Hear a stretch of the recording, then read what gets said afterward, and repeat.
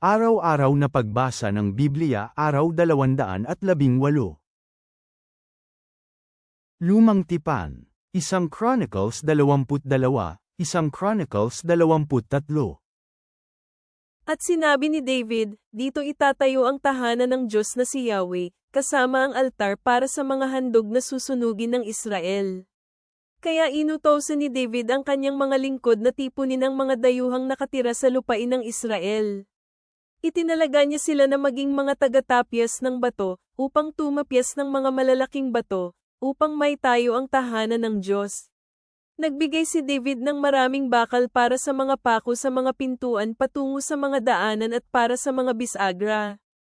Nagbigay rin siya ng maraming tanso na hindi kayang timbangin, at maraming puno ng cedar na hindi mabilang.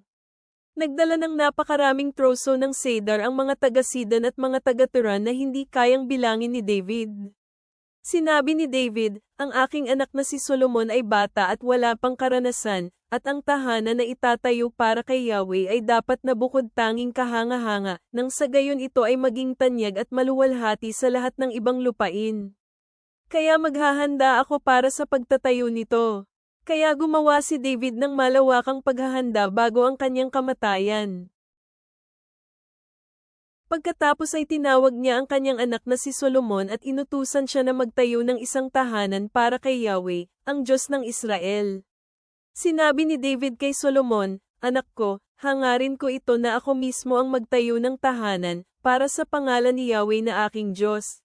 Ngunit dumating si Yahweh sa akin at sinabi, "Marami ka ng panadanak na dugo at nakipaglaban sa maraming labanan. Hindi ikaw ang magtatayo ng tahanan para sa aking pangalan, dahil marami ka ng panadanak na dugo sa mundo sa aking paningin. Gayunpaman, magkakaroon ka ng isang anak na lalaki na magiging payapang tao. Bibigyan ko siya ng kapahingahan mula sa lahat ng kanyang kaaway sa bawat panig. Sapagkat Solomon ang kanyang magiging pangalan, at bibigyan ko ng kapayapaan at katahimikan ang Israel sa kanyang mga araw. Magtatayo siya ng isang tahanan para sa aking pangalan. Magiging anak ko siya at ako ang magiging ama niya. Itatatag ko ang trono ng kanyang kaharian sa buong Israel magpakailanman. Ngayon, aking anak, samahan ka nawa ni Yahweh at bigyan kanya ng kakayahan upang magtagumpay. Maitayo mo nawa ang tahanan ni Yahweh na iyong Diyos, gaya ng sinabi niya na gagawin mo. Tanging si Yahweh nawa ang magbigay sa iyo ng kaalaman at pangunawa upang masunod mo ang batas ni Yahweh na iyong Diyos, kapag inilagay kanyang tagapamahala sa buong Israel. At magtatagumpay ka, kung maingat mong susundin ang mga tuntunin at mga kautusan na ibinigay ni Yahweh kay Moises para sa Israel. Maging matatag ka at lakasan mo ang iyong loob. Huwag kang matakot o panghinaan ng loob. Ngayon, tingnan mo, buong pagsisikap kong inihanda para sa tahanan ni Yahweh ang 100,000 talento ng ginto, 1,000,000 talento ng pilak, tanso at maraming bilang ng bakal. Nagbigay rin ako ng troso at bato. Dapat mo pang dagdagan ang lahat ng mga ito. Mayroon kang maraming manggagawa na makakasama mo, mga tagatapyas ng bato, mga mason, mga karpintero at mga mahuhusay na manggagawa ng iba't ibang mga bagay na hindi mabilang. Na may kakayahang gumawa sa ginto, pilak, tanso at bakal. Kaya simulan mo ng magtrabaho at samahan ka nawa ni Yahweh. Ipinag-utos rin ni David sa lahat ng mga pinuno ng Israel na tulungan ang kanyang anak na si Solomon, sinasabi, si Yahweh na inyong Diyos ay kasama ninyo at binigyan kayo ng kapayapaan sa bawat panig. Ibinigay niya sa akin ang lahat ng mga nakatira sa rehiyon. Nasakop ni Yahweh ang rehiyon at ang mga tao nito. Ngayon hanapin ninyo si Yahweh na inyong Diyos ng buong puso at kaluluwa. Tumayo kayo at itayo ang banal na lugar ng Diyos na si Yahweh. At maaari na ninyong dalhin ang kaba ng tipan ni Yahweh at ang mga bagay na pag-aari ng Diyos sa tahanan na itinayo para sa pangalan ni Yahweh. Nang matanda na si David at malapit na ang wakas ng kanyang buhay, ginawa niyang hari sa buong Israel ang kanyang anak na si Solomon.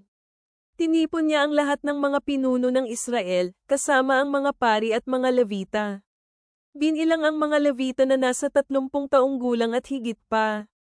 38,000 ang bilang nila. Sa mga ito, 24,000 ang mga ngasiwa ng trabaho sa tahanan ni Yahweh, at 6,000 ang mga opisyal at mga hukom.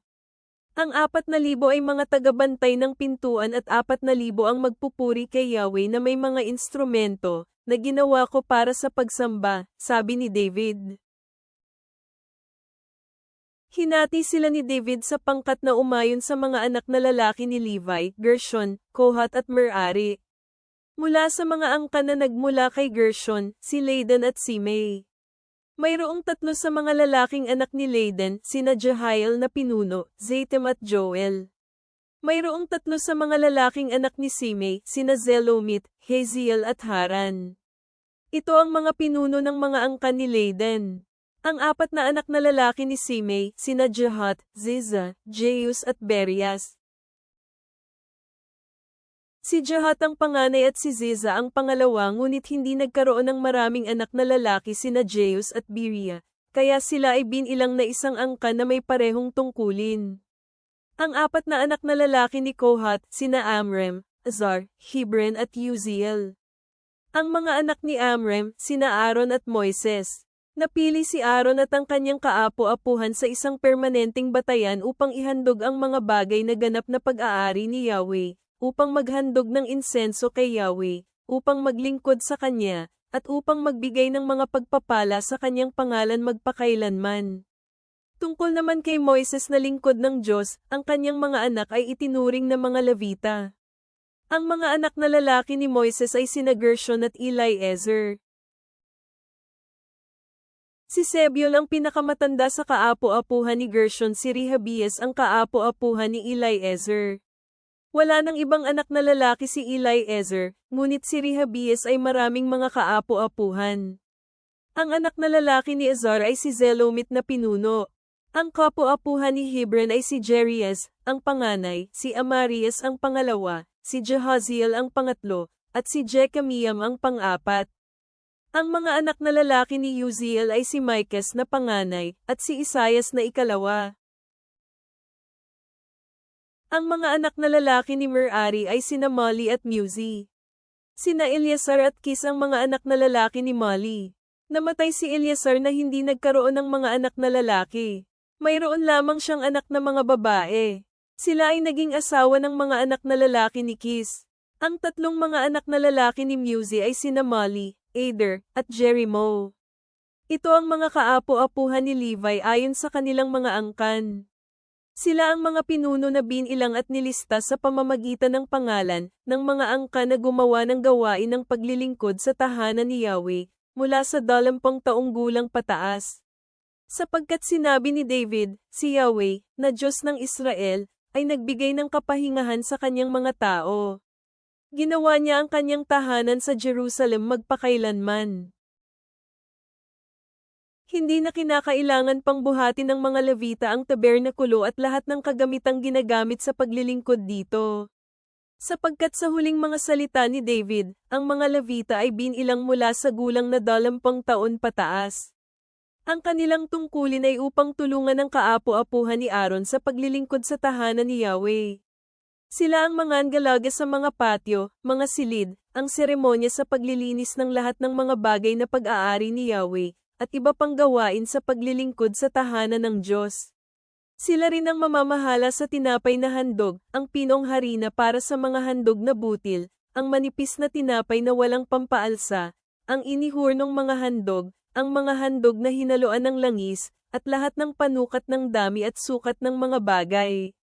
Tumatayo rin sila tuwing umaga upang magpasalamat at magpuri kay Yahweh. Ginagawa rin nila ito sa gabi.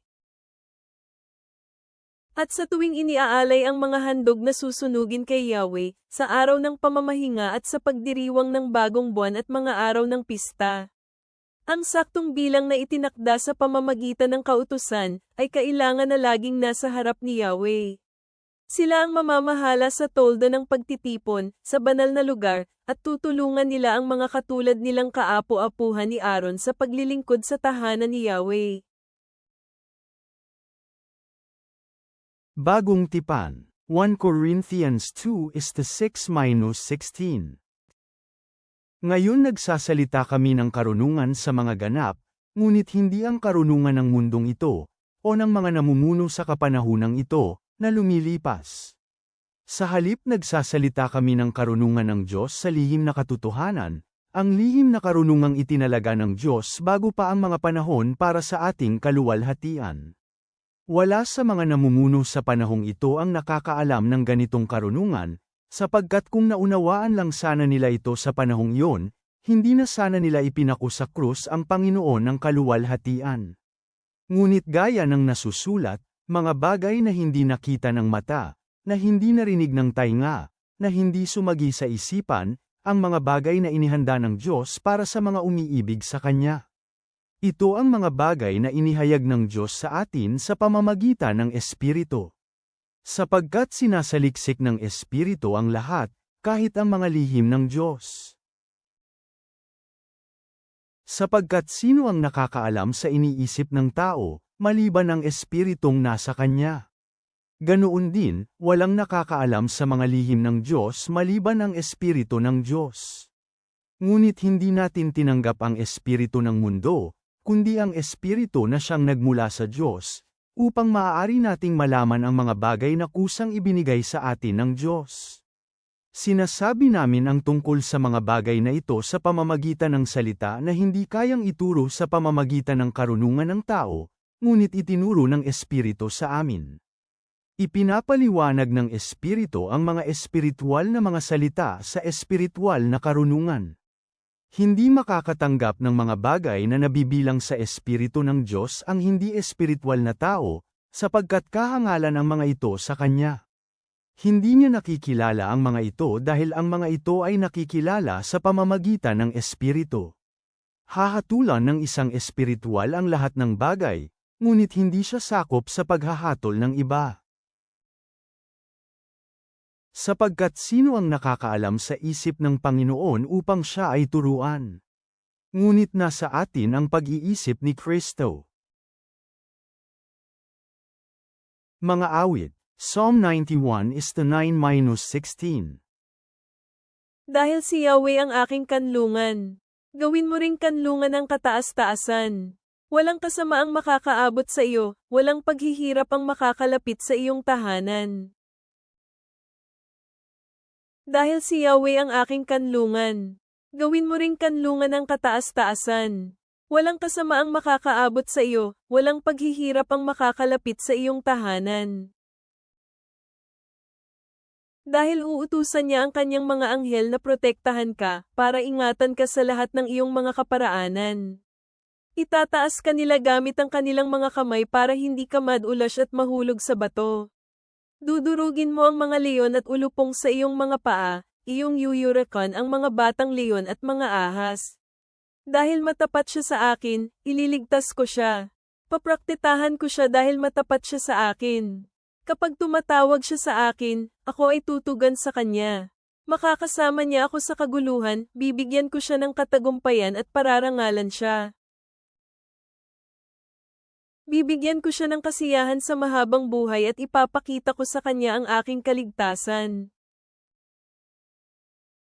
Ama naming nasa langit, kami ay lumalapit sa iyo na may mga pusong puno ng pasasalamat, na hinikayat ng dedikasyon ni Solomon sa pagtatayo ng iyong templo, habang kami ay nagmumuni-muni sa kahalagahan ng aming sariling pundasyon sa pananampalataya.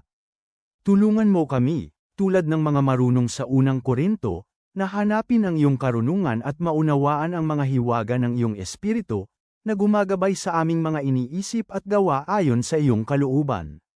Habang kami ay nagtatago sa iyo, Panginoon, gaya ng paalala sa amin ng awit kapitulo 91, naway magtiwala kami sa iyong proteksyon at pagliligtas sa aming pang-araw-araw na buhay.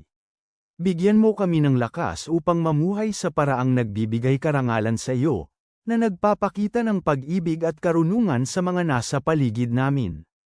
Naway maipakita ng aming buhay ang iyong biyaya at katotohanan. Amen.